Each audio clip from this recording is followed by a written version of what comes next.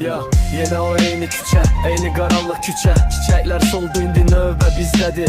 Gözlərimdə bir duman, ürəyimdə bir yara. Sən getdin, mən qaldım bu soyuq divarlar arasında.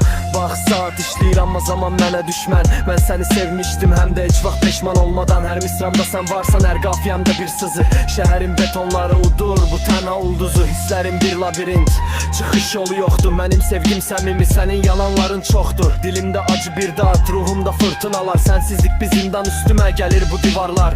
Mən bir qaçqınam bu eşqin tozlu yollarında. Sən isə bir yuxusan özgənin qollarında. Gözlərimə bax və gör, orada bir dünya yanır. Hər kəs keçib gedir, amma ürək hələ də səni sanır. Gökyüzündə bir təlaş var, ulduzlar sönüb sanki. Bu sevgi bir cəhənnəm, mən içindən öncədən bilgi rəngləri itirdik. Hər yer ağla qara indi, sənin o gülüşün mənim ən böyük dərdimdir. Çiçəklər təlaşdan, ulduzlar sönür sanki. Bu sevgi bir cəhənnəm, mən içində yananan bilgi rəngləri itirdik. Hər yer ağla qara indi, sənin o gülüşün mənim ən böyük dərdimdir. Söndür ışıqları, onsuz da heç kim görmür bizi.